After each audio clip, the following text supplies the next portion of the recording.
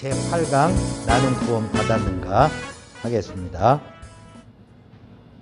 신앙인이 내가 구원받았다는 확신을 가질 수 있는가? 가질 수 있습니까? 나는 구원받았다. 어떤 관점에서 보면 좀 교만하고 웃기는 얘기죠. 네. 자, 사람들은 말한다. 나는 구원받았고 죽어도 천국에 간다고 확신에 차서 말하는 사람은 교만한 사람이다. 죽어보지도 않고 그것을 어떻게 하는가? 구원받았다는 착각에 빠질 수도 있지 않은가? 나는 구원받았다는 소리를 가장 많이 하는 사람들이 기독교인들입니다. 우리가 공부했던 신앙과 행위의 유일한 규범은 성경이다. 기독교인의 모든 신앙의 판단 기준은 성경입니다. 성경이 뭐라고 얘기하나? 목사님이 뭐라고 얘기하냐? 교회의 전통이 뭐라고 얘기하냐가 아닙니다. 성경이 뭐라고 얘기하느냐? 그렇다면 성경은 구원의 확신에 대해 무엇이라고 말하는가? 그리고 나는 과연 구원받았다고 확신을 가질 수 있는가? 오늘 최종 점검입니다. 자, 1번 구원의 조건입니다. 1번 구원이란 사전적 의미로 보면 어려움이나 궁지에서 벗어나는 것입니다. 여기에 두 가지 전제가 있습니다. 그것들은 무엇일까요? 사전적 정의에서 보면은 어려움이나 궁지에서 벗어나는 것입니다. 여기 구원에 그 두 가지 전제가 있죠. 자, 구원이라 그럴 때 시범보다 이론 적은 게 구원이 아니잖아요.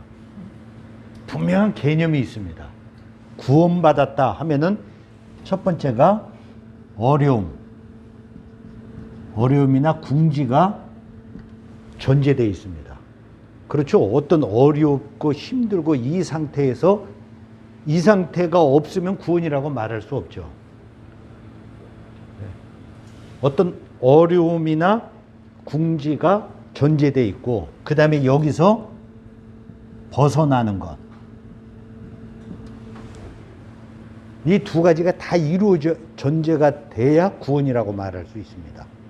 어려움과 궁지가 전제되어 있고 거기서 완전히 해결돼서 벗어났을 때 그걸 구원받았다고 얘기를 합니다.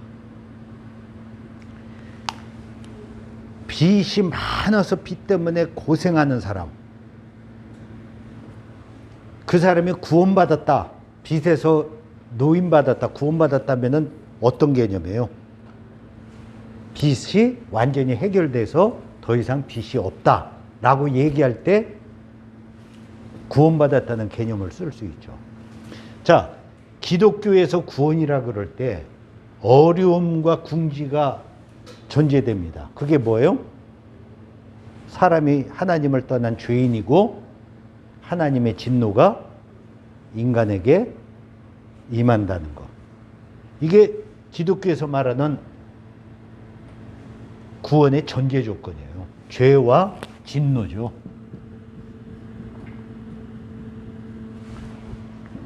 죄 때문에 모든 사람이 죽고 한 번 죽는 것은 사람에게 정하신 것이죠. 그리고 하나님의 진노가 생로병사, 인간에게 끊임없이 임해. 이 두 가지가 전제 조건이에요. 그러면 죄와 진노에서 완전히 벗어난 상태, 그걸 구원이라고 얘기하죠. 그러니까 이 죄와 진노를 예수께서 십자가에 죽으심으로 우리의 죄값을 지불하시고 그리고 부활하심으로 우리가 그분의 공로를 의지했을 때 우리가 이 어려움과 궁지에서 완전히 벗어난 것이다. 그래서 구원이라고 얘기한다는 겁니다. 구원이라고 말할 때 두 가지 전제 꼭 잊지 마십시오. 굉장히 중요합니다. 어려움과 궁지, 거기서 벗어나는 것. 이게 구원의 전제예요. 그러면 기독교에서 구원의 전제는 뭐냐? 자, 2번 보면은요. 사도행전 20장 21절을 읽으시오. 바울이 유대인과 헬라인, 즉 세상 모든 사람들에게 증언한 것은 두 가지입니다. 그 두 가지가 무엇입니까? 그리고 그 이유는 무엇일까요? 같이 읽겠습니다. 성경 구절이요. 유대인과 헬라인에게 하나님께 대한 회개와 우리 주 예수 그리스도에 대한 믿음을 증언한 것이라. 바울이 유대인은 유대인들이고 헬라인은 당시 그리스인들, 그 모든 두 종류 사람을 세상 모든 사람이라고 얘기할 수 있는데요. 바울이 증언한 건 두 가지예요. 하나님께 대한 회개, 주 예수 그리스도에 대한 믿음. 회개와 믿음입니다. 회개는 죄가 전제되어 있고 믿음은 예수 그리스도의 죽음과 부활에 대한 믿음입니다. 이 두 가지가 구원의 핵심 내용이에요. 그 두 가지를 바울이 전한 이유는 뭐예요? 이게 구원의 핵심 내용이기 때문에 그래요. 내가 죄인이라는 거에 대한 하나님께 대한 회개, 그리고 예수가 나를 대신해서 죽고 부활하신 거에 대한 믿음, 이 두 가지가 구원의 조건이라는 사실을 잊지 마시기 바랍니다. 이 두 가지가 없으면 구원 못 받아요. 제가 가르쳤던 학생 하나가 자기는 무조건 구원받는다고 얘기하는 학생이 있었습니다. 그래서 왜 무조건 구원받느냐 했더니 그 집이 좀 잘 사는 집인데요. 집 지하에다가 어머니가 제단을 만들어 갖고, 그러니까 뭐 십자가 붙여놓고 뭐 기도처 해갖고 매일 새벽마다 어머니가 자기를 위해서 기도하신다는 거예요. 하나님의 기도를 들어주시는 분이신데 우리 어머니가 그렇게 정성으로 매일 기도하는데 아무려면 하나님이 나 구원 안 해주시겠냐. 나는 어머니 때문에 구원 받는다. 그 얘기를 하더라고요. 근데 맞아요, 틀려요? 전혀 안 맞죠. 구원의 조건 두 가지에 하나도 부합이 안 돼요. 네. 죄에 대한 회개, 예수의 죽음과 부활에 대한 믿음. 하나도 해당이 안 됩니다. 자, 그 밑에 박스 내용인데요. 성경에서 말하는 구원의 조건은 두 가지입니다. 하나는 하나님께 내가 죄인임을 인정하고 회개하는 것. 다른 하나는 나를 위해 예배하신이 아니고 돌아가신입니다. 잘못됐습니다. 다른 하나는 나를 위해 돌아가신 예수의 대속적 죽음과 부활을 믿는 것입니다. 이 두 가지가 구원의 조건입니다. 예수의 죽으심은 내가 받을 형벌을 예수께서 대신 받으셨다는 대가 지불이고, 부활은 그에 대한 확증, 그리고 사망 권세를 깨뜨렸다는 것, 그리고 죽음 넘어 영원한 삶에 대한 보증입니다. 죄에 대한 회개, 예수의 죽음과 부활에 대한 믿음, 이 두 가지 중 하나만 결여되어도 결코 구원받을 수 없습니다. 이거 인정하세요? 구원의 조건 두 가지라는 거. 사도 바울이 온 세상을 다니면서 그가 전도한 내용이 하나님께 대한 회개와 예수에 대한 믿음이에요. 그러니까 하나님께 대한 회개는 우리의 죄의 문제, 예수에 대한 믿음은 예수께서 우리 대신해서 죄값을 지불하시고 예수가 부활하셨다는 사실. 이 두 가지가 복음의 핵심이거든요. 그러니까 이 두 가지 중에 하나만 결여되어도 사실은 구원이 없습니다. 제가 옛날 대학부생들을 지도할 때요, 그 당시 아주 유명한 개종 스님이 있었습니다. 스님이었는데 기독교를 개종하신 거예요. 그래서 그 당시 그 스님이 교회마다 간증자 1순위 섭외 대상이었었어요. 왜냐하면 스님이 그것도 오랫동안 불교에 귀해 갔고요. 그분이 진짜 그래요. 자기가 어느 정도 경지에 올라갔냐면요, 30리밖에 누가 오는 것도 안 돼요. 사실인지 아닌지 모르겠지만 하여간 그분 말씀이 30리밖에 누가 오는지 아는 정도까지 자기가 깊은 경지에 들어갔다고 그러더라고요. 그런 분이라서 제가 대학부 수련회 때 그분을 우리 수련회 그 강사로 초빙을 했습니다. 그 당시 대학부생들이 거의 한 150명, 200명 이제 같이 수련회를 했던 때인데요. 그래서 그분이 와서 학생들의 이제 간증을 했어요. 어떤 간증을 했냐면 자기가 불교에서 그렇게 깊은 경지까지 갔었는데 마음에 있는 그 뭔지 모르는 허전함, 채워지지 않는 그 빈 공간은 자기가 어쩔 수 없더라. 그래서 이거 말고 진짜 진리가 따로 있는 거 아닌가. 그래갖고 자기가 진리를 찾기 위해서 결심을 해서 하산을 했다고 합니다. 그러면서 세상을 떠돌아다니면서 진리에 목말라서 자기가 돌아다녔는데 순복음교회에 다니는 어느 권사님을 만났는데 그분이 그러더래요. 오산리 기도원에 가서 한번 금식을 하면서 하나님 만나달라고 기도해봐라. 그러면 하나님이 만나 주실 거다. 그래갖고 이분이 진리를 찾는 바에야 한번 가보자. 그래갖고 오산리 기도원을 갔습니다. 가서 일주일 금식을 했습니다. 그러면서 하나님 나 좀 만나달라고 그렇게 기도를 했대요. 월화수목금 금식 기도를 했는데 꽝이더래요. 아무 응답도 없고 아무것도 없더래요. 그래서 아유 기독교도 꽝이다. 이제 그 생각을 하고 토요일 날 아침에 이제 내려오려고 이 사람이 금식을 했으니까 식당 가서 죽 한 그릇 얻어 먹고 그리고 와서 이제 짐 싸갖고 딱 마당에 가서 신발을 딱 신으려고 했답니다.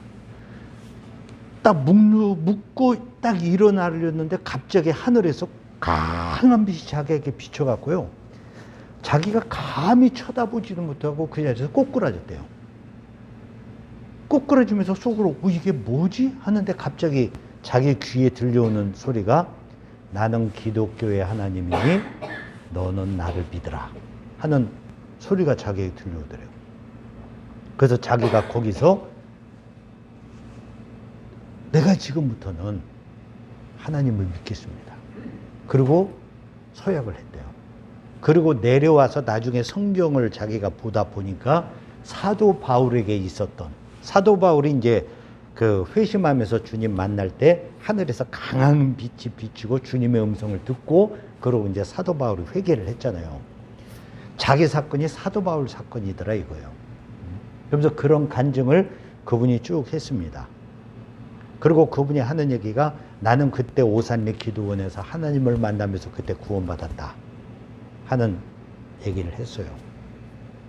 이제 그분 간 다음에요. 이 학생들이 구원 문제에 대해서 좀 헷갈려야 할 것 같고 명확한 좀 정리가 필요할 것 같아서 제가 학생들한테 그런 질문을 했습니다. 그분이 바울처럼 강한 빛을 보았고 하나님의 음성을 들었고 내가 하나님을 믿겠다고 거기서 서약을 했고 근데 이분이 만약에 오산리 기도원에서 나오다가 과속하는 차에 치여서 그 자리에서 죽었다고 치자. 극단적인 예지만요. 죽었다고 치자. 그러면 이 사람 구원 받는가 못 받는가? 자, 구원 받는다는 분. 구원 못 받는다는 분. 왜 딴 분들은 헷갈리세요?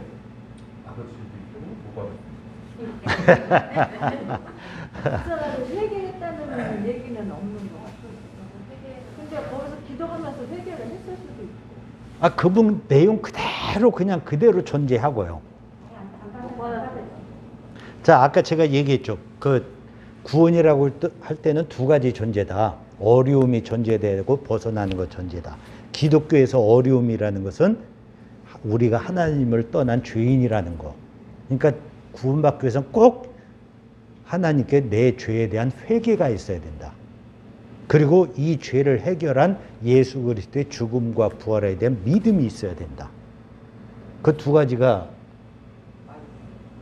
구원의 전제 조건이라고 제가 박스에서도 얘기했고 사도 바울도 온 세상 전하면서 그가 얘기한 게 하나님께 대한 회개와 예수 그리스도에 대한 믿음이라고 얘기했습니다. 하나님께 대한 회개는 내가 죄인이라는 거. 예수에 대한 믿음은 예수께서 내 죄를 위해서 죽고 부활하신 거. 그걸 믿는 거거든요. 자, 이 스님한테 자기 죄에 대한 회개가 있나요? 하나님을 만난 건 만났는지 모르겠지만 자기 죄에 대한 회개가 없습니다. 그리고 예수의 죽음과 부활에 대한 믿음이 있나요?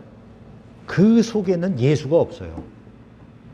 그분의 그 하나님을 만나고 뭐 음성을 듣고 뭐 여기에는 전혀 예수가 없습니다. 그러다가 죽으면 구원 받아요, 못 받아요? 성경에서 말하는 이 구원의 조건, 지금까지 저희가 쭉 이 내용을 공부해 온 건데 여기에 따르면 구원을 못 받습니다. 구원이 없습니다. 왜냐하면 죄에 대한 회개도 없고 예수에 대한 죽음과 부활의 믿음도 없어요. 다시 한번 말씀드리지만 기독교에서 구원받았다고 얘기할 때는 어려움과 궁지, 하나님 앞에 죄를 지었고 하나님의 저주를 받고 우리가 죽을 수밖에 없다는 걸 그 사실에 대한 인정, 그리고 그걸 위해서 예수께서 대신 죽고 부활하셨다는 사실에 대한 믿음, 이 두 가지가 있어야지만 구원이 있습니다. 그 두 가지가 구원의 조건이에요. 이건 기독교라는 종교가 말하는 내용입니다. 우리가 지금까지 쭉 공부해 놓은 게 그거잖아요. 예수의 인성, 신성, 인간은 누구인가, 뭐 예수 안에 있는 예수의 죽음과 부활, 예수 안에 있는 영생, 이게 모든 내용이 어디에 포커스가 맞춰져 있냐면은 우리가 하나님께 죽을 수밖에 없는 죄인이다. 근데 우리를 살리기 위해서 하나님이 독생자를 보내셨고 예수는 우리 죄를 없애기 위해서 죽으셨고 거기서 그 우리 죄를 위해서 죽으셨다는 것을 확증하기 위해서 부활하셨고, 그래서 우리가 죄인됨과 예수에 대한 믿음, 이 두 가지가 있어야 구원받는다 하는 것은 기독교 복음의 핵심 진리입니다. 그 두 가지 외에 다른 방법이 없어요. 그러니까 그 스님 같은 경우 거기서 하나님을 만난 거는 기독교에 대한 접촉점을 가진 것 뿐이에요. 그야말로 포인트 오브 컨택이죠. 하나님이 부르셔서 기독교에 대해서 접촉점을 가진 것 뿐이고, 그가 진짜 구원을 받은 거는 그 사람이 성경을 읽다가 자신의 내가 죄인이구나, 그리고 예수께서 내 죄를 위해서 죽고 부활하셨구나 하는 것을 깨닫는 순간이 있을 거 아니에요. 그때 구원을 받는 겁니다.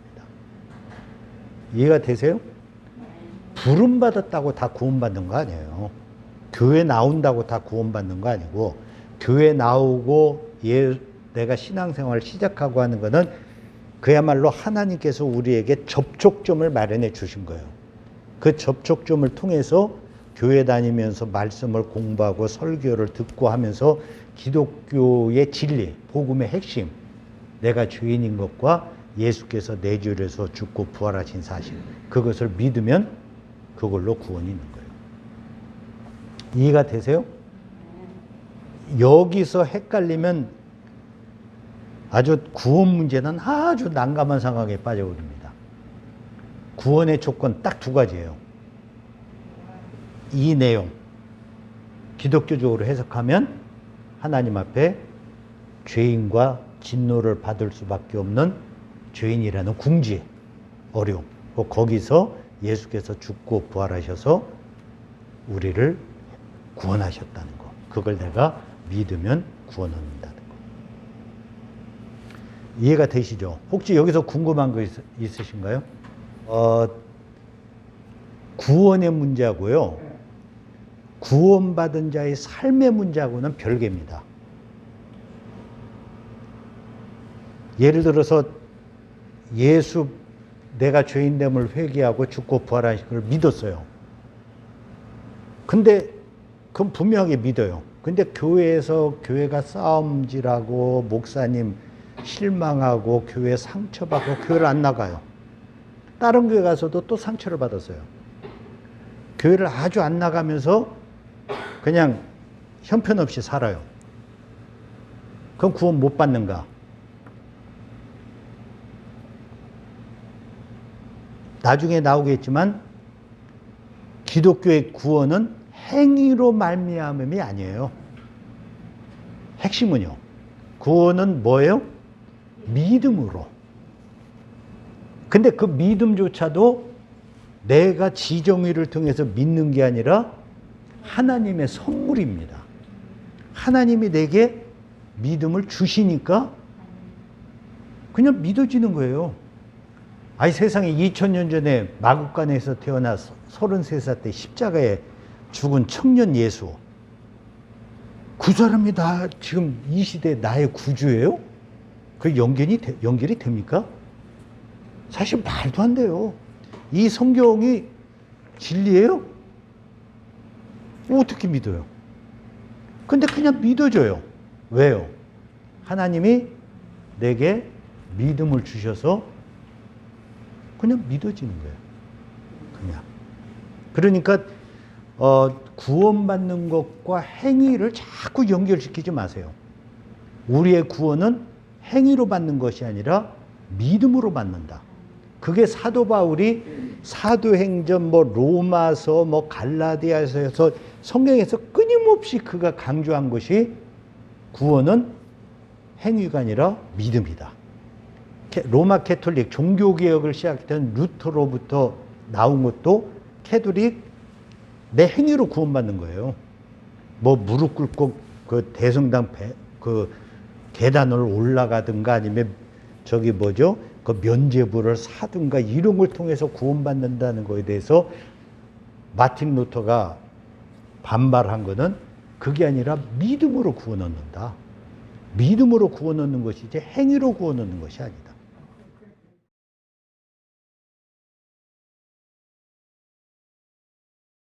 안 변하죠. 변할 수도 있고 안 변할 수도 있고. 근데 안 변한다고 그게 구원 못 받았다는 거 아닙니다. 자, 다시 말씀드리지만 예수 믿고 구원받았다는 거는요, 거지가 어느 날 왕자가 된 거예요. 거지가요. 거지가 자유롭게 살다가 신분이 왕의 혈통인 것이 확인됐어요. 실제로 강화도에 거지였다가 그 왕이 된 사람이 있잖아요. 철종. 근데 진짜 거지였던 사람이 어느 날 신분이 왕자가 돼서 궁궐에 왔어요. 신분은 바뀌었어요, 왕자로. 그러나 삶은요, 삶, 사고, 가치 이런 게 바뀌어요? 아니죠. 처음 궁궐의 삶은 어때요? 너무 깝깝했을 거예요. 아마 궁궐에서 도망가고 싶었을 겁니다. 이 자유롭게 살던 애가 밥 먹을 때 걸음걸이, 말투 이런 거 다 바꿔야 되잖아요. 예수 믿는 사람이 예수 믿었다고 하루아침에 확 180도 바뀌고 그런 거 없습니다. 그런 사람도 있긴 있어요. 근데 어쩌다가 있고 대다수는 거지가 왕자 된 겁니다. 그래서 왕자가 예수 그리스도인이 됐잖아요. 그래서 교회 다니면서 계속 이제 교육을 받는 거죠. 그리스도인은 말을 이렇게 해야 됩니다. 삶을 이렇게 해야 됩니다. 다른 사람 사랑해야 됩니다. 화내면 안 됩니다. 계속 교육을 받으면서 왕자로서의 어떤 그 신분에 맞는 그 위치로 성숙해 가는 거죠. 그게 이제 성화의 과정이에요. 기독교에서. 그러니까 절대 예수 믿었다고 한꺼번에 새로운 사람 되는 거 아니에요. 그 사람 그 모습 그대로입니다. 그냥 그대로 이전 것은 지나갔으니 보라 새 것이 되었다. 그거는 그 사람의 신분을 얘기하는 거지. 신분이 그리스도인으로서 바뀌었다는 거지. 예수 믿는 사람도 세상 사람과 똑같습니다. 그럼 자꾸 예수 믿는 사람을 너무 거룩하고 특별한 사람들로 교회 다니는 사람들 왜 그래 그러는데 교회 다니는 사람도 인간인데요. 목사님도 인간이고요. 다만 이제 좀 더 말씀대로 살려고 자꾸 노력하고 애를 쓸 뿐이지 본성이나 이런 건 어때요? 믿기 전이나 믿은 후나 똑같아요. 자, 이거 조금 겹기는데 뒤에 이제 다시 한번 정리를 할 겁니다. 자, 구원의 확신입니다. 1번 요한일서 5장 13절을 읽고 아래 물음에 답하시오. 편지를 받은 수신자들의 상태와 9절부터 같이 보겠습니다. 내가 하나님의 아들의 이름을 믿는 너희에게 이것을 쓰는 것은 너희로 하여금 너희에게 영생이 있음을 알게 하려 함이라.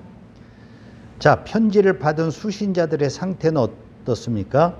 하나님의 아들의 이름을 믿었죠. 믿는데 영생이 있다는 것을 알았어요, 몰랐어요? 믿긴 하는데 영생이 있음을 모르고 있는 거예요. 예수 정확하게 복음을 다 믿습니다. 너 구원받았어? 하고 물어보면 에이, 죽어봐야 알지. 난 잘 모르겠어. 그렇게 얘기하는 거예요. 분명히 믿으면서도. 그런 자들에게 사도 바울의 편지를 쓰면서 하나님의 아들의 이름을 믿는 너희에게 영생이 있음을 알게 하도록 위해서 내가 이 편지를 쓴다고 얘기하는 겁니다. 그래서 이번에 보면 예수 믿는 것과 영생의 관계는 무엇입니까? 원인과 결과예요. 전과 후입니다. 예수 믿으면 영생이 없습니다.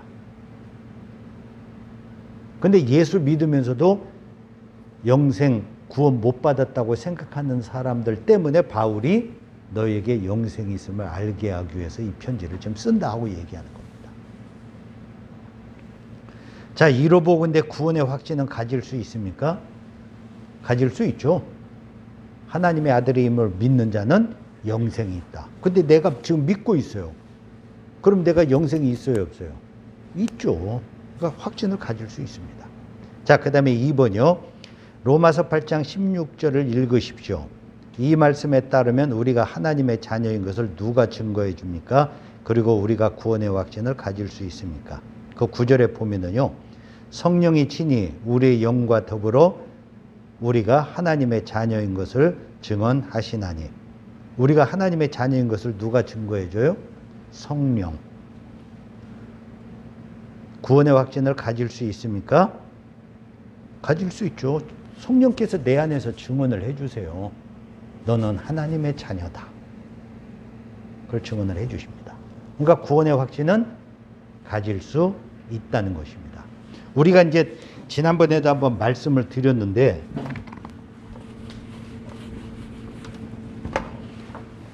구원 문제에 있어서요. 항상 잊지 마셔야 될 게 구원 문제에 있어서 하나님은 계획하시고 예수님은 성취하시고 성령님은 적용하시고 이게 삼위 하나님이 우리의 구원을 위해서 역사하는 거예요. 하나님께서 우리를 사랑하사 독생자 예수를 보내기로 구원을 계획하시죠. 그리고 예수는 이 땅에 인간의 몸을 입고 오셔서 죽고 부활하심으로 하나님의 계획을 성취를 하세요. 그리고 그것을 우리에게 적용시켜서 우리로 하여금 믿게 하는 것은 누가 하시는 사역이에요? 성령님의 사역. 그래서 우리를 거듭나게 하고 우리를 진리 가운데 인도하시고 우리로 하여금 하나님의 음성을 듣게 하고 하나님의 자녀인 것을 증언하고 이런 것은 다 누가 해요? 성령님의 사역이에요. 그래서 성령님께서 우리로 하여금 하나님의 자녀인 것을 믿는 자는 구원받았다는 것을 우리에게 증언해 주시는 거죠. 그러니까 구원의 확신은 가질 수 있다는 것입니다. 자, 그 다음에 확신의 필요성입니다. 확신이 필요한가? 확신 없으면 안 되나? 하는 내용인데요. 자, 1번 마태복음 24장 24절에 의하면 우리에게 확신이 없다면 어떤 일이 일어납니까? 자, 그 구절을 같이 보겠습니다. 거짓 그리스도들과 거짓 선지자들이 일어나 큰 표적과 기사를 보여 할 수만 있으면 택하신 자들도 미혹하게 하리라. 확신이 없으면은요, 표적과 기사에 끌려다닙니다. 표적과 기사는 이적을 얘기하는 거예요. 아팠던 사람이 진짜 사망선고를 받은 사람이 기적으로 살아나요. 안수기도 받든가 뭐 해갖고. 그러면 그쪽 종교로 가요, 안 가요? 가죠? 저희 어머니가 지금 96세로 요양원에 계시는데요. 권사님이신데, 우리 어머니가 동네에서 가깝게 지냈던 친구가 있어요. 아들이 외아들입니다. 근데 밤낮 시름시름 알아요. 근데 다른 어떤 분이 순부공교회 신유 은사를 받은 권사님이 있는데 한번 모시다가 안수기도 좀 받아라 얘기를 했습니다. 그래서 그 권사님이 와서 안수기도를 했는데 아들이 병이 났어요.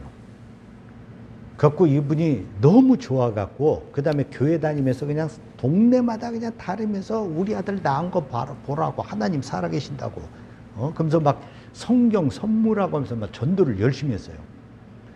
근데 어느 날부터 이 아들이 시름시름 다시 또 아파하기 시작해요. 그래서 그 권사님을 다시 불렀습니다. 안수기도를 받고 뭐해도 안 나요. 근데 어느 날 어떤 분이 용한 무당이 있다고 한번 불러다가 구슬 한번 해보라고. 그래갖고 이분이 그 무당을 불렀어요. 구슬했어요. 아들이 진짜 나았어요. 그래갖고 이분이 우리 어머니 찾아와서요. 집에 있는 성경들 다 갖다 주면서 나 이제 교회 끊었으니까 성경 필요한 사람 있으면 나눠주라고. 구원에 확신이 없으면 자꾸 이적 특별한 거 이런 거에 막 끌려다닙니다. 우리가 그 이적을 얘기할 때, 기적을 얘기할 때 언제든지 기적을 바라는데요. 성경에는 언제나 기적이 일어나지 않습니다. 자, 성경 보세요. 아브람, 이삭, 야곱, 요셉, 족장들 시대에 기적이 있나요, 없나요? 한번 언뜻 보세요. 이삭 100세 때 태어난 거 그건 기적이긴 하지만 그러나 일반적으로 큰 기적들이 있어요, 없어요? 안 일어나요. 근데 이스라엘 백성들이 출애굽할 때 창세기 다음에 출애굽기 들어가서는 출애굽할 때는 어때요? 홍해가 갈라지고 반석에서 물이 나오고 그러니까 엄청난 기적들이 일어납니다. 그러다 이스라엘 백성들이 가나안 땅에 들어가서 정착을 했어요. 사사시대. 기적이 있나요? 사울왕, 다윗왕, 솔로몬왕 그 시대 때 막 기적들이 일어나나요? 안 일어나요. 언제 일어나요? 아합왕이 바알과 아세라 종교를 섬기도록 이스라엘을 전부 강압적으로 그럴 때 그때 엘리사가 나타나서 많은 기적을 행합니다. 엘리사 때 기적이 많이 나타나요. 그리고 그 다음에는요. 그런 기적들 안 나타납니다. 그리고 이제 신약시대 때 와서 예수님과 사도시대 때 기적이 일어나요. 그러니까 그런 기적이 많이 그렇게 일어나던, 물론 개인적 기적은 있을 수 있겠지만 기적이 그렇게 크게 많이 일어났던 시대를 연구해 보면 두 가지예요. 하나는 기독교, 여호와의 종교가 말살 위험을 당하거나 아니면은 진짜 위기에 처했을 때 하나님께서 기적을 통해서 기독교 종교가 살아있는 종교임을 드러냅니다. 그리고 또 한 경우는 기독교가 전파될 때요. 그러니까 예수님이 사도들이 복음을 전도할 때, 전파할 때 하나님이 살아계시다는 증거로 그런 기적들이 또 일어납니다. 지금도 우리 주변에는 그런 기적들 거의 없잖아요. 별로 없잖아요. 근데 아프리카나 이런 데 선교사들 보고를 보면은 거기서 진짜 신기한 기적들이 일어납니다. 왜냐하면 현장에 가서 복음을 전하다 보니까 하나님의 역사에서 놀라운 이적들을 통해서 사람들의 마음을 열어요. 이게 표적과 기사가 아무 때나 나타나는 것이 아니라 하나님의 큰 경륜 속에서 그런 것들이 나타나는 때가 있고 안 나타나는 때가 있습니다.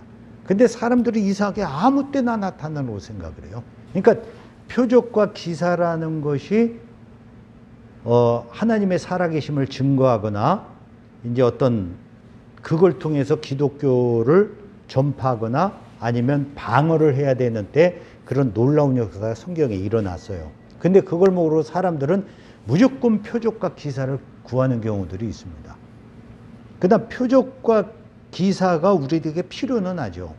그러나 중요한 것은 구원의 확신을 가져야 중요한 것이 우리 어머니 친구처럼 그렇게 안 미혹돼요. 흔들질 않습니다.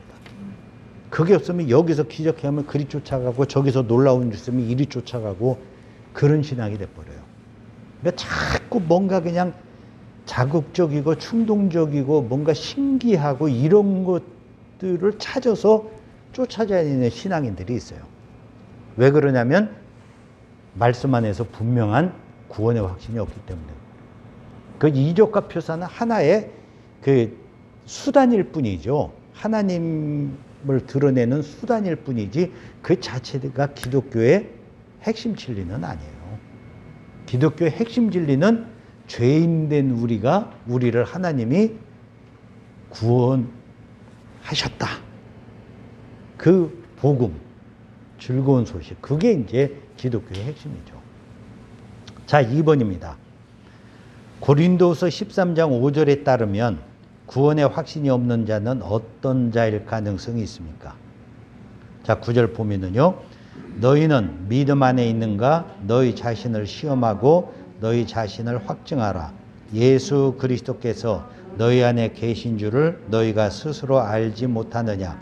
그렇지 않으면 너희는 버림받은 자니라. 확신이 없는 자는 어때요? 버림받을 가능성이 있다는 거죠. 확신이 없으니까요.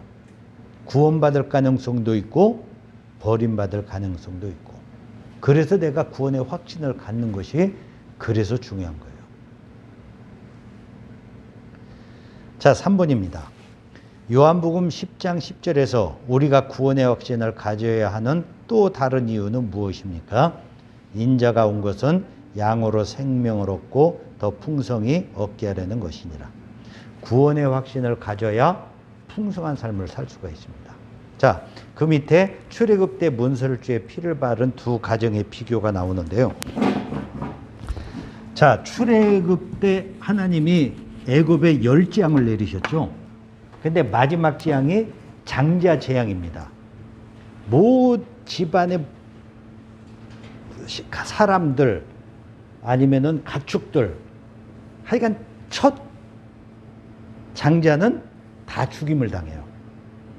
그래서 하나님의 한 가지 조건을 냈죠. 뭐예요? 문설주에 피를 뿌려라. 피를 바르면 죽음의 신이 지나갈 것이다. 그래서 그 유월절이 거예요. 지나간다. 그런 의미로 이제 유월절. 자, A라는 가정이 있고 B라는 가정이 있어요. A, B라는 가정이 있는데 두 집 다 문설주에 피를 발랐어요. 문 앞에. 근데 이제 A라는 가정은 피를 바르기는 했지만 불안해요. 소중한 장자가 죽을지도 모르잖아요. 그러니까 식구들이 다 모여갖고 밤새 기도하는 거예요.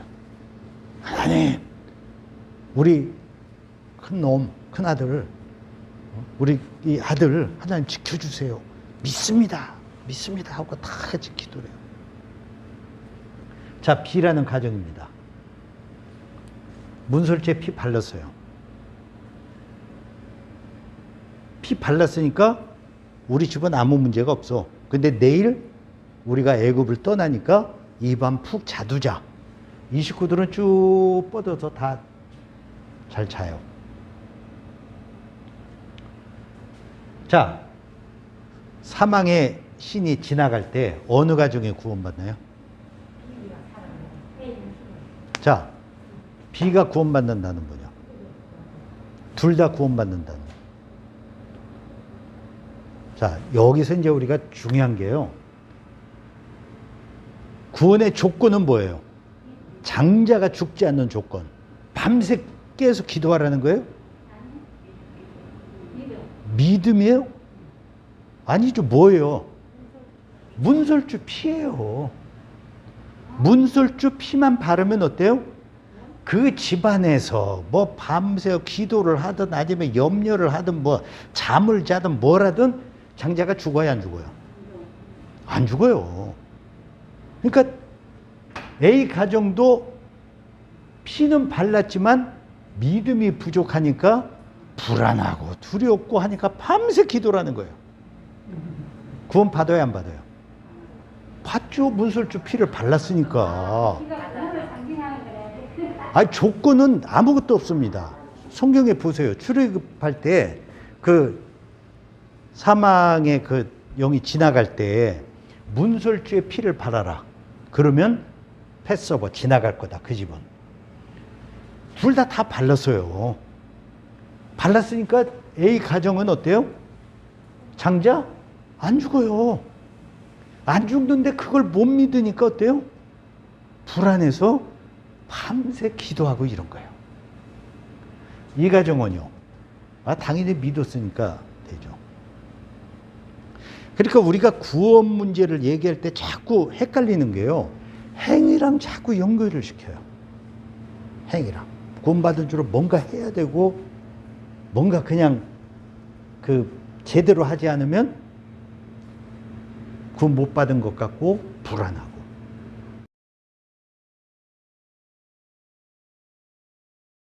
기도 제목이 뭐예요? 큰 아들 죽을까 봐. 근데 이건 안 죽을 거를 분명히 믿었고 이쪽은 바르긴 했지만 혹시나 죽을까 봐. 그리스도인들이 믿음이 없는 게, 그래서 우리가 성화의 단계는 어떤 면으로 보면 하나님께 대한 믿음을 키우는 단계라고 볼 수가 있어요. 구원의 확신이 필요한 게 양으로 생명을 얻을 뿐만 아니라 더 풍성히 얻게 하기 위해서. 난 구원 받았어요. 하나님이 날 사랑해서요. 예수님이 나를 위해서 죽으셨어요. 성령님이 세상 끝날까지 나와 함께 하세요. 그걸 믿어요. 그러면 삶이 어때요? I am happy예요. 그 신앙생활을 사실은 비교할 건 없습니다. 왜냐하면은 하나님이 각 사람을 상대하세요. 케이스 바이 케이스예요. 기도는 열심히 하는데 성경은 안 보는 사람이 있고, 성경은 열심히 보는데 기도 안 하는 사람이 있고요. 나가서 전도 봉사 열심히 하는데 기도는 안 해요. 그러니까 이 다양합니다. 하나님의 세계, 하나님이 만드신 세상의 특징 중에 하나는 다양성이에요. 하늘에서 내리는 눈도 똑같은 게 하나 없습니다. 사람도 다 틀려요. 성향이 다 틀립니다. 그 우리가 뭐 혈액형이나 뭐죠? 무슨인, 음양인, 무슨인 해갖고 뭐 사람 나누는 거는 제가 볼 때는 좀 좋은 적은 아닌데요. 다 틀립니다. 신앙생활 스타일도 다 틀려요. 그래서 왜 이렇게 어떤 분은 기독교에 교파가 많으냐고 얘기하는데 저는 신앙생활의 다양성의 한 표출이라고 봐요. 장로교 있고, 감리교 있고, 침례교 있고, 성결교 있고, 구세군 있고, 순복음 있고. 나쁜 거예요? 근데 이 교단끼리는 다 같이 서로 인정해요. 같은 기독교를 인정하고 같이 교류도 하고 해요. 다른데. 왜요? 다양성이에요. 지적인 걸 추구하는 사람들은 일반적으로 성경을 많이 봅니다. 근데 그런 거에 별로 보다는 정적인 사람은 기도 많이 하고, 쉬지 말고 기도하라 하는 거는 우리가 추구해야 될 목표예요. 믿음이 성경을 많이 보는 사람이든 기도를 많이 하는 사람이든 좀 믿음이 없는 사람이든 우리가 추구하는 목표는 항상 기뻐하는 것이 삶의 목표예요. 항상 기뻐할 수가 없습니다. 실제로는. 하나님의 말씀을 어떤 거 하나라도 우리가 100% 지킬 수 있는 말씀 없어요. 어떤 말씀을 여러분 100% 지킬 수 있어요? 너희는 마음에 근심하지 말라. 근심하면 죄입니다 하고 목사님이 얘기하지만, 아니 어떻게 평생 근심 안 하고 살아요? 아무리 믿음 있어도. 근심됩니다. 항상 기뻐하라. 기뻐하려고 노력은 하지만 어떻게, 항상 기뻐해요. always. 우리 신앙생활의 목표예요. 우리가 거기에 도달하려고, 그런 삶을 되려고 우리가 노력하고 추구해 나가는 것이죠. 그러니까 신앙생활은 다양하다는 거. 사람마다 어떤 거는 부족하지만 어떤 영역은 잘하잖아요. 그러니까 이게 다 다양해요. 그러니까 신앙생활을 갖고 서로 비교하고 어떤 게 더 낫고 더 못하고 이렇게 얘기를 할 수는 없고요. 일단 우리가 공부하는 내용은 구원의 확신이 왜 필요한가? 풍성한 삶을 위해서 필요하다는 거예요. 저 오른쪽 B처럼 믿는 사람들은요, 집안에 무슨 일이 생겨나도 어때요? 크게 놀라지 않아요. 왜냐하면 하나님의 감당할 시험밖에는 주지 않을 것이다. 협력해 선을 이루실 것이다. 믿고 믿음으로 담대하게 그 문제를 해나가요. 근데 A 같은 집안은 어때요? 문제만 하나 생기면 이거 뭐 집안이 온통 난리 나요. 난리. 그러니까 일단 우리는 지금 구원의 확신을 얘기하지만 구원의 확신뿐만 아니라 인도의 확신, 공급의 확신, 기도응답의 확신, 승리의 확신, 이런 것들을 구원의 확신처럼 내가 구원받았다는 것을 어떤 형편에서도 흔들리지 않는 그런 믿음을 갖듯이 하나님이 공급해 주시라는 공급의 확신, 그걸 확실하게 가지면 사실은 경제적으로 좀 어렵고 해도 하나님이 해결해 주실 거야. 미래 하나님이 공급해 주실 거야. 그걸 믿고 현 삶에서 그냥 당당하게 삶을 해나갈 수 있는 거예요. 그래서 그런 확신들이 우리에게 필요한 거죠. 지금 우리가 이제 구원 문제만 다루니까 구원의 확신을 가져야 된다 하는 건데, 구원 확신 가져야죠. 근데 다른 것도 또 다 하나님의 약속이에요. 그래서 제가 밤낮 얘기하지만 성경을 볼 때 약속을 보라고, 계명을 보지 말고. 성경에서 자꾸 뭘 하라 하지 마라, 하라 하지 말라, 이것만 보니까 신앙이 힘들어요. 그게 아니고 약속을 보세요. 성경에 얼마나 약속이 많아요. 교회 무너지면서 아주 어려움 겪으면서 제가 진짜 깨닫는 말씀 중에 하나가요, 우리 김성환 목사님이 들으시면 아주 별로 섭해하시겠지만 성경을 많이 하는 거 별로 의미가 없어요. 맞습니다. 왜 이렇게 기뻐하세요? 아니, 많이 알면 좋기는 하는데요. 왜냐면은 많이 알면은 젖만 먹는 유아에서 선악을 분별하는 장성한 자로 판단력도 있고 많이 알수록 그 성숙한 장성한 자가 될 수 있습니다. 근데 제가 말씀드린 건 다른 차원에서 항상 기뻐하라, 이 말씀만 붙들고 살아도 그냥 기뻐하려고 그래 기뻐하라 했으니까 기뻐하자, 기분 나쁜 일 생겨도 오늘 기뻐하자, 왜? 말씀이 기뻐하라고 했으니까 그래 기뻐하지 뭐 까짓거. 그러면서 한 말씀만 붙들고 진짜 그 말씀 지키려고 많은 말씀 생각하지 말고요, 열심히 하다 보면 신앙이 전체적으로 같이 상승돼요. 내일 일 염려하지 마라, 딱 그거 하나만 딱 생각하고요, 그래 내일 일 이제 염려하지 말자, 그리고 그것만 딱 붙들고 그 말씀대로만 살려고 해도 어때요? 나머지 것들이 다 따라옵니다. 근데 뭐 이것도 해야 되고 저것도 해야 되고 이 말씀도 지켜야 되고 저 말씀도 해야 되고 너무 많이 이러니까 신앙생활이 복잡한 거예요. 왜냐면 이것도 부족하고 이것도 부족하고.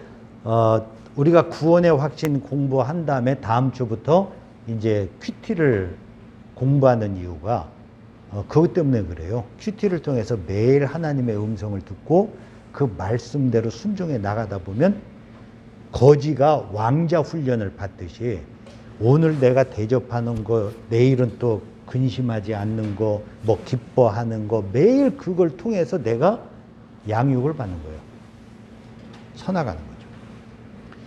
자, 일단 구원의 확신이 필요한 이유, 풍성한 삶을 얻기 위해서라는 겁니다. 확신의 근거입니다. 자, 대해서 2장 16절에 따르면 무엇으로는 의롭다함을 받지 못합니까? 다 같이 읽겠습니다.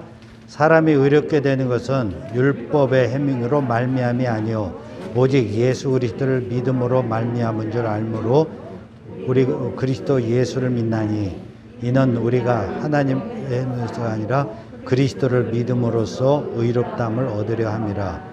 율법의 행위로서는 의롭다함을 얻을 육체가 없느니라. 자, 의롭다함이라는 말은 칭의를 가리키는데요. 의롭다고 그냥 칭해 주는 거예요. 그러니까 원래는 의롭지 않은데 의롭다고 인정을 해 주는 거예요. 그걸 칭의 혹은 의롭담이라고 얘기를 합니다. 자, 우리가 하나님 앞에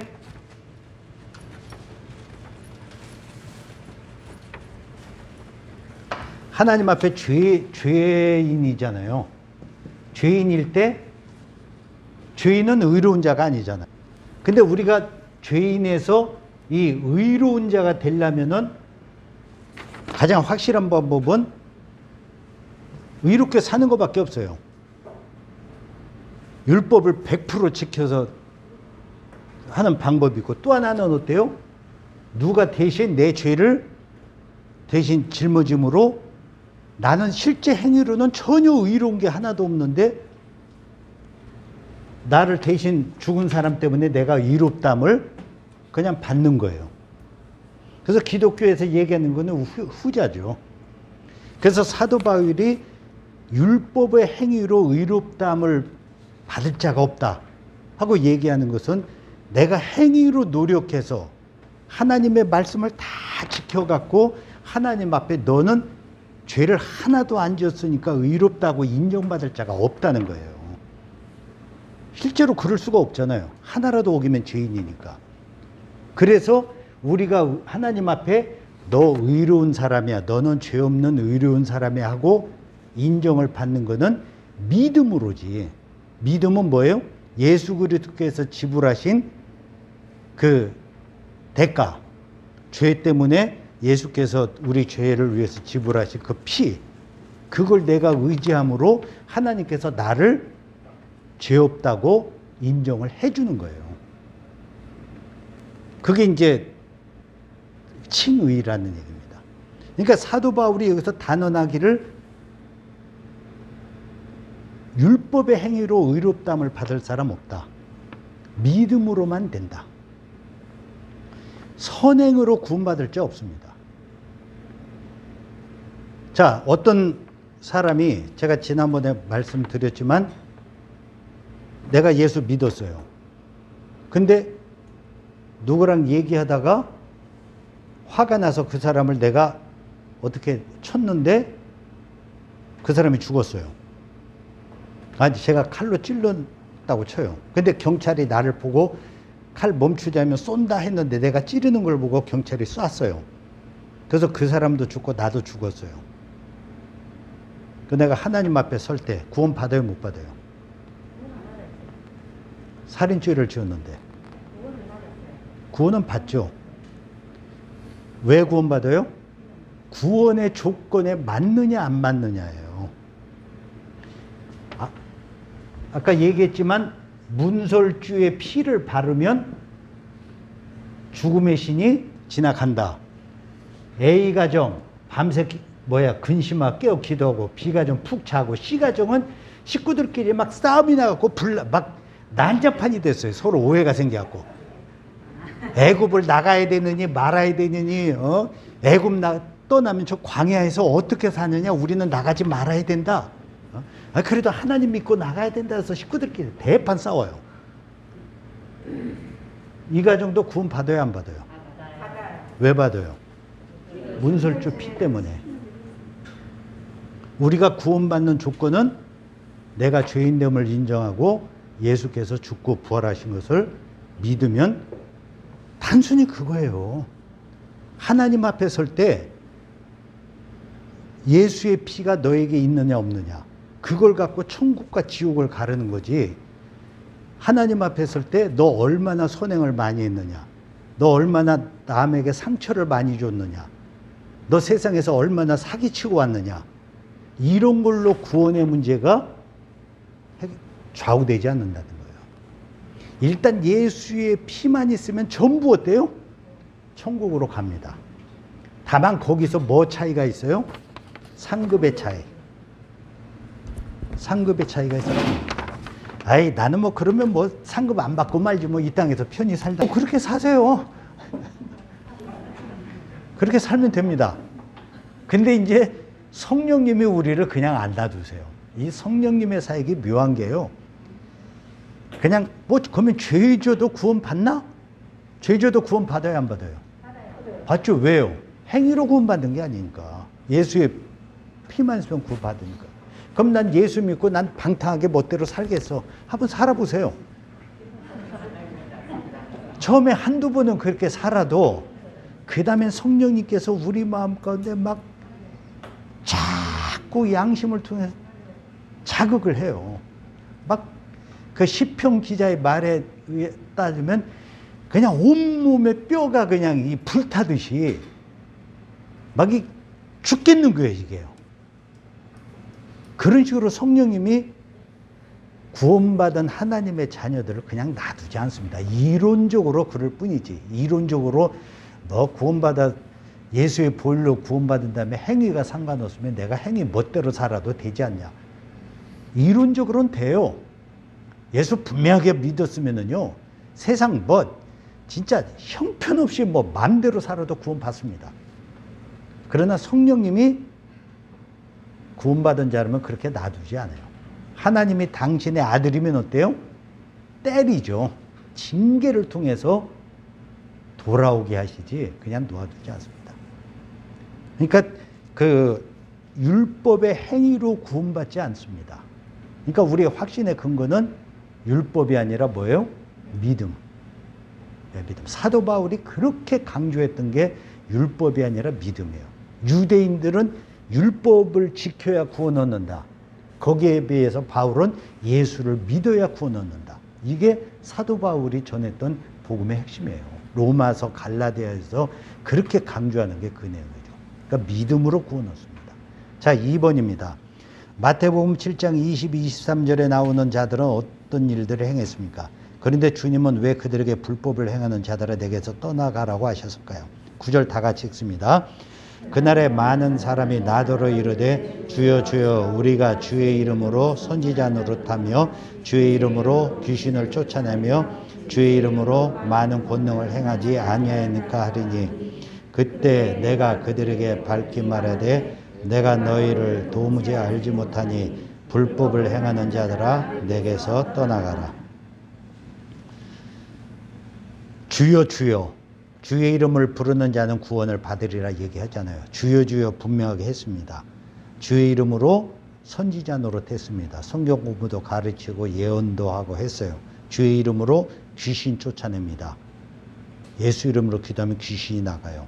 주의 이름으로 많은 권능을 행합니다. 병도 고치고 주의 이름으로 이적을 행합니다. 근데도 어때요? 불법을 행하는 자들아 내게서 떠나가라. 왜 그럴까요? 구원의 조건이 뭐라고요? 다시 정리합니다. 두 가지 있죠. 첫 번째, 내가 죄인됨에 대한 회개. 또 하나, 예수의 죽음과 부활에 대한 믿음. 회개와 믿음이에요. 이 두 가지가 구원의 조건인데 지금 여기 나오는 이 사람들은 두 가지가 있어요, 없어요? 이제 겉으로 그냥 속은 모르겠지만 일단 이 모습으로만 볼 때는요. 없어요. 둘 다가 다 없습니다. 그러니까 구원이 있어요, 없어요? 없어요. 그러니까 예수님이 내게서 떠나가라. 불법을 행하는 자들아. 얘기하시는 거예요. 이해가 되세요? 예. 자, 그 다음에 박스입니다. 우리가 구원의 확신을 갖는다 할 때 그 근거가 무엇이냐는 중요합니다. 구원의 확신은 1번 행위에 근거하지 않습니다. 율법의 행위로는 구원받을 자가 없기 때문입니다. 그렇죠? 예수 믿는 것과 예수 믿은 사람 후에 행하는 것과는 구분됩니다. 예수 믿었는데 예수 믿은 후에 행위가 제대로 못 따라가면 구원 못 받나요? 그러면 하나님의 구원의 조건에 행위가 들어가 버리잖아요. 근데 그렇지 않습니다. 구원받은 자는 구원받은 후의 행위랑 아무 상관없습니다.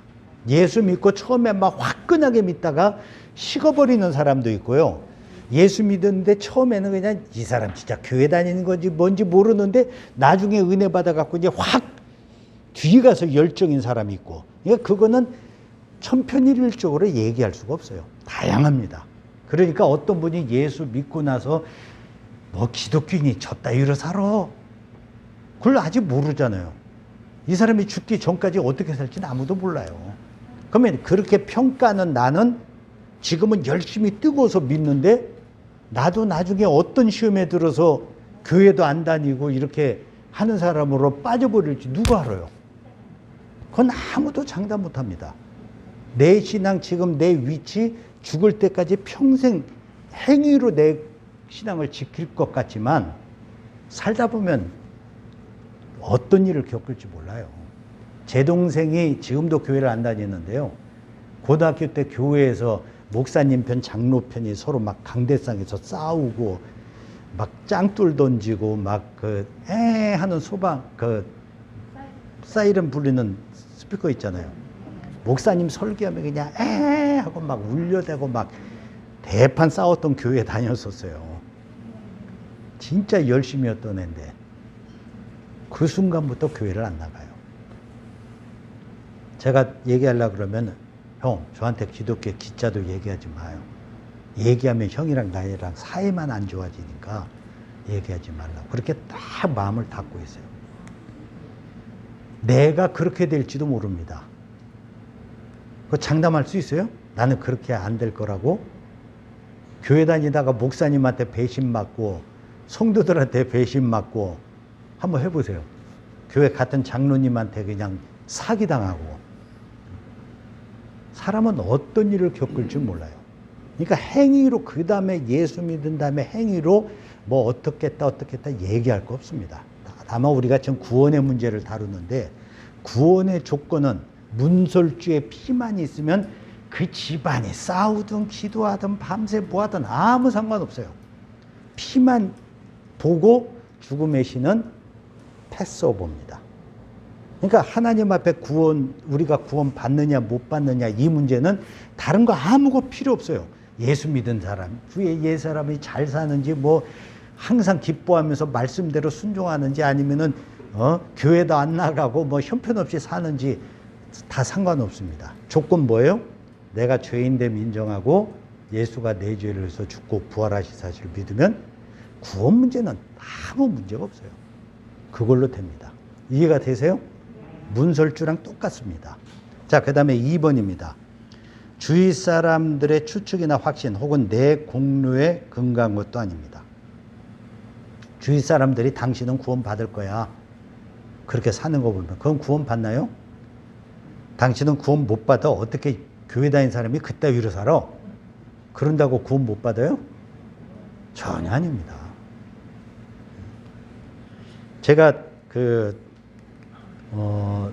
구로동에서 잠깐 어느 교회 전도사 생활을 했었는데요. 거기에 서울대 법대를 나오신 집사님이 한 분 계시는데 자기는 하나님 앞에 저주받은 자고 나는 구원 못 받는다.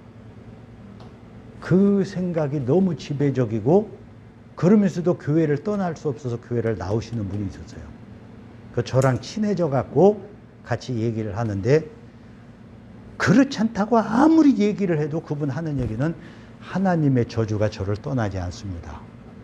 그 얘기를 하는 거예요.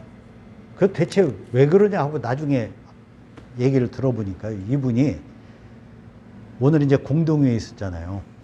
교회에서 서울법대는 똑똑하잖아요. 목사님들이 막 하는 거에 대해서 자꾸 이의제기를 하는 거예요. 목사님 예산 그렇게 짜시면 안 됩니다. 뭐 결정하려면 그건 그렇지 않습니다 하고 자꾸 그러니까 목사님이 화가 나갖고요. 하나님의 저주가 당신 평생 동안 떠나지 않을 거라고. 그 사람한테 그런 얘기를 했어요. 그러면서부터 일이 안 되기 시작한 거예요. 가정도 깨지고 하던 사업도 안 되고 사람들한테 오해받아서 뭐 이래갖고 실패해서 구로 공단까지 밀려온 사람이에요. 그러면서 머릿속에는 항상 하나님의 저주가 내겐 떠나지 않는다. 그렇게 사니 뭐가 되겠어요.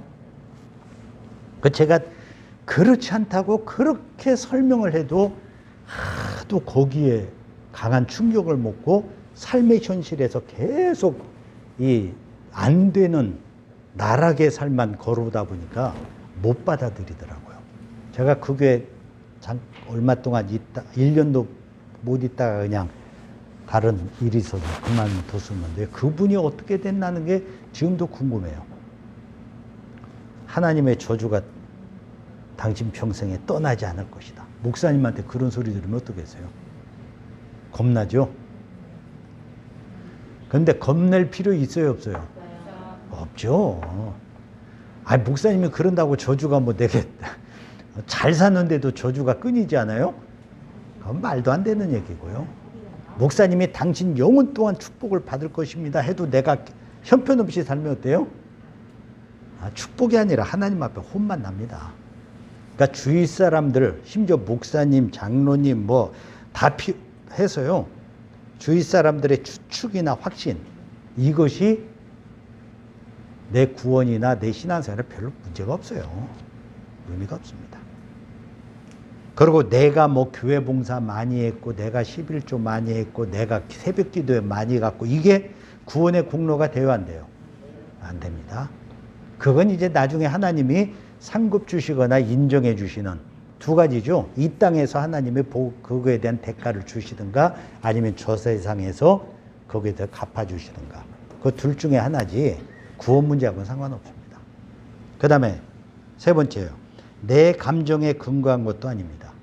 살다 보면 좀 그러지 않으세요? 어떤 때는 내가 구원받은 자 같고, 어떤 때 내 기도도 안 하고 성경도 안 하고 조금 나쁜 일에 휩싸여서 좀 이러면은 에이, 하나님이 나 같은 자 구원해 주실까는 이런 생각도 들고, 감정이 오락가락합니다. 그러나 감정에 근거한 것도 아닙니다. 내게 구원받았다는 감정이 있다면 구원받고 없으면 구원받지 못하는 것이 아닙니다. 우리의 구원의 근거는 하나님의 말씀과 그 말씀을 주신 분에 대한 신뢰에 근거한 것입니다. 그렇죠? 하나님 말씀이 구원에 대해서 뭐라고 얘기하느냐. 그리고 이 말씀을 주신 하나님, 그것에 근거한 것이지 내 감정, 주변 사람들의 말 전혀 의미가 없습니다. 우리가 믿는 하나님은 거짓말하지 않는 분이잖아요. 신실한 하나님이시잖아요. 동네에 역장이 죽었습니다. 여기에 이제 책임자가 죽었는데 동네에서 아주 거짓말장이로 소문난 사람이 있어요. 이 친구가 딱 내게 와서 야, 역장이 죽었대 이래요. 그럼 제가 어떤 반응을 보일까요? 그 젊은 사람이 하다가도 아이, 이놈 이거 뻥치는 거 아니야? 하는 생각이 들죠. 근데 그 진짜 친한 친구인데 허튼 소리를 안 해요. 항상 정확하게 그 진실만을 얘기하고 그렇게 살려고 노력하는 친구예요. 그 친구가 나한테 와서 야, 역정이 죽었대요 하면 내가 어떻게 해요? 그 친구 안 됐네 하고서 조의금 준비해 갖고 찾아가요. 누가 얘기하느냐 굉장히 중요하죠. 우리가 믿는 이 성경 누가 얘기한 거예요? 하나님이 얘기하신 거예요. 그러니까 이 하나님의 말씀을 우리가 믿으니까 내 감정, 주변 사람의 말, 내 공로 이런 것에 의지하지 않고 오직 성경이 뭐라고 얘기하느냐, 그것에 의해서 내 구원의 문제가 결정된다는 거예요. 이해가 되세요? 좀 흔들리면 문설주 피를 생각하세요. 문설주 피만 바르면 그 집안에 아무 상관이 없습니다. 자, 하나님의 말씀에 따르면 죄인됨을 인정하고 예수의 대속적 죽음과 부활을 진심으로 믿는 것 외에 다른 근거는 없습니다. 우리가 구원받을 다른 근거 없습니다. 주님 앞에 서면 우리는 심판 안 받죠. 하나님 앞에 설 때 그리스도의 피가 내게 있느냐, 대속적 피가 내게 있느냐, 네가 죄인됨을 인정하고 죽음과 부활을 믿었느냐, 그것만 있으면 어때요? 구원받아요. 다른 근거는 없습니다. 이해가 되시죠? 네. 자, 일단 여기까지 혹시 구원의 확신 문제에서 궁금한 거 있습니까? 나는 그래도 구원 잘 모르겠다. 오늘 마지막 날이니까요. 구원의 확신에 대해서 궁금한 거. 그러나 일단 구원의 조건은 분명하게 아시기 바랍니다. 딱 두 가지 조건밖에 없어요. 예. 구원, 어려움과 궁지가 전제돼야 된다. 그 우리가 죄인이고 하나님의 진노 가운데 있다는 거. 그 다음에 거기서 벗어나야 된다. 예수의 대속적 죽음과 부활. 그걸로 두 가지만 맞으면 어때요? 그걸로 구원 돼요. 구원의 조건은 그 두 가지입니다. 근데 많은 경우 신앙생활을 하는 사람들이 놓치는 게 죄의 문제를 놓쳐요. 내가 죄인 되면 안 믿고 예수의 죽음과 부활을 믿는다. 그러고서 나는 예수 믿는다고 고백을 해요. 구원이 있나요? 엄밀하고 없습니다. 예수의 죽음과 부활을 믿는 것은 내가 죄인임을 전제해서 믿는 것이지, 죄인임을 인정 안 하고 그냥 예수께서 죽으시고 부활했어 그러고 막연히 믿는 경우들도 있거든요. 구원이 없습니다. 성경의 가르침은 명확하게 그 두 가지입니다. 그것만 내가 정확하게 믿으면 어때요? 내겐 구원이 있어요, 없어요? 있습니다. 내가 하나님 앞에 진짜 죄인인 것을 내가 인정하는가? 다시 말씀드리지만 내가 죄를 많이 지어서 죄인임을 인정하는 거고, 내가 죄를 나는 지은 게 별로 없어서 죄인임을 인정 못하겠는 거고, 그게 아니죠. 그 차원이 아닙니다. 우리 인류 전체가 아담 이후로 그 아담의 대표성에 의해서 우리가 죄인이고, 그 하나님의 진노, 죽음과 우리가 삶 속에서 받는 생로병사 이런 진노를 우리가 겪고 있다. 그게 하나님께 지은 죄 때문이라는 걸 인정하는 거예요. 내가 죄를 많이 지었다는 걸 인정하기보다는요. 내가 죄인됨을 인정한다는 개념도 좀 분명하게 그 차이가 있습니다. 내가 죄를 많이 지었다는 것을 인정하는 것보다는 나를 비롯해서 우리 인류 전체가 하나님을 떠나서 사망에 이르렀고 우리 삶 속에 하나님의 진노가 임하는 것, 이거는 우리가 죄인이기 때문이다. 그 사실을 인정하는 거예요. 그리고 이거를 없이 하기 위해서는 내 공로로는 안 되고 예수의 대속적 죽음과 부활에 의해서만 이 죄 문제를 우리가 해결할 수 있다는 것을 인정하고 내가 예수의 피공로를 의지하는 거예요. 그 두 가지가 분명하면 나는 구원 받았습니까? 안 받았습니까? 구원 받았어요. 그 두 가지가 불분명하면은 한번 씨름을 해봐야 됩니다. 내가 믿음에 있는가? 내가 진짜 하나님 앞에서 구원 받았는가? 내 자신을 붙들고 한번 갈등을 해봐야 돼요. 그러니까 별의별 일이 다 있습니다. 제가 목회할 때요, 어느 한 분이 교회를 딱 나왔어요. 근데 예수 믿어야 되겠다고. 근데 이분이 왜 나왔냐면은 집에 이렇게 커피 마시면 딱 앉아 있는데 갑자기 뒤가 누가 있는 것 같더래요. 그래서 쑥 들춰보니까 멸관을 쓰고 피를 이렇게 흘리고 있는 분이 뒤에 딱 서 계시더래요. 그러면서 그 사람이 나는 네 죄를 위해서 십자가에 못 박혀 죽은 예수다. 너는 왜 나를 안 믿느냐? 나를 믿어라. 그걸 너무 뚜렷하게 봤대요. 그래갖고 이분이 교회를 나오기 시작을 했습니다. 그 사람 구원 받나요? 그대로만 보면 구원 문제하고는 다르다 그랬죠. 접촉점, 포인트 오브 컨택, 이 접촉, 교회 신앙에 대한 그 외적 부르심을 혹은 내적 부르심을 받는 것 뿐이지 그걸로 구원은 아니라는 얘기예요. 구원의 두 가지 조건, 제가 끊임없이 말씀드리는데 그 두 가지 조건이 합당해야 구원이 있습니다. 처음엔 열심히 다니더니 나중에 교회 안 다니더라고요.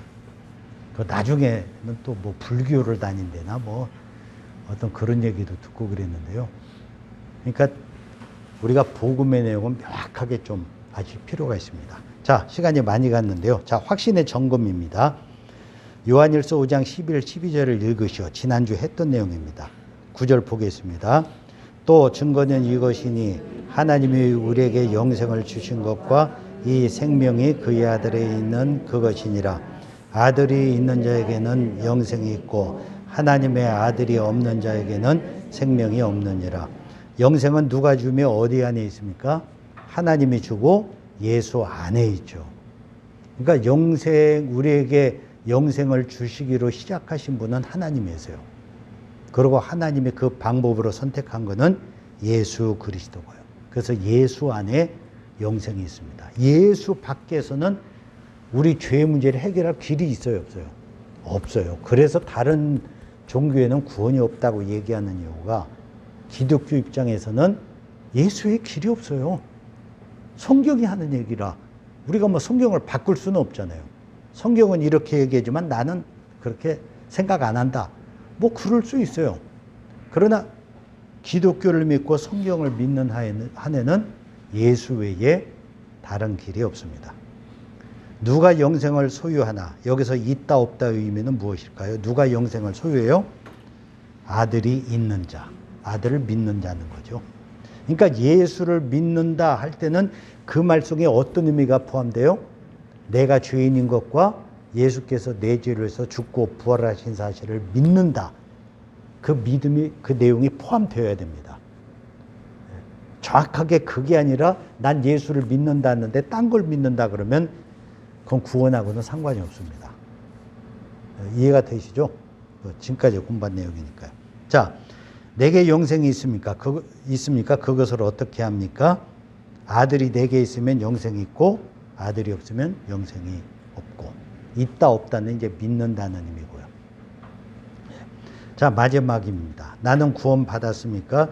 그것을 어떻게 확신할 수 있습니까? 구원 받았습니까? 그걸 어떻게 확신하세요? 뭐에 근거해서? 성경에 하나님이 주신 성경의 말씀에 볼 때 내가 죄인됨을 인정하고 예수께서 내 죄를 위해서 죽고 부활하신 사실을 믿으면 구원을 얻는다고 했기 때문에 말씀에 근거해서 나는 구원을 얻는 거예요. 다른 거 없습니다. 행위하고 자꾸 연결시키지 마세요. 행위랑 연결시키니까 자꾸 이 구원 문제가 헷갈리고 이게 혼돈이 일어납니다. 구원받는 것과 행위하고는 일단은 구분지어서 생각을 해서요. 행함 없는 믿음은 죽은 것이다. 그건 또 다른 차원의 얘기예요. 야고보서의 그 내용은 좀 다른 차원의 얘기고요. 일단은 구원은 믿음으로 얻는다. 그 믿음은 예수를 믿는 거다. 그럼 예수의 뭐를 믿는 거냐? 내가 죄인인데 예수께서 내 죄를 대신해서 죄값을 지불하시고 그러고 부활하신 것을 믿는 것이다. 요게 우리가 지금 8주 동안 공부한 핵심 내용입니다. 그것만 명확하면은 구원의 문제는 뭐 사실은 해결된 거고 큰 어려움이 없습니다.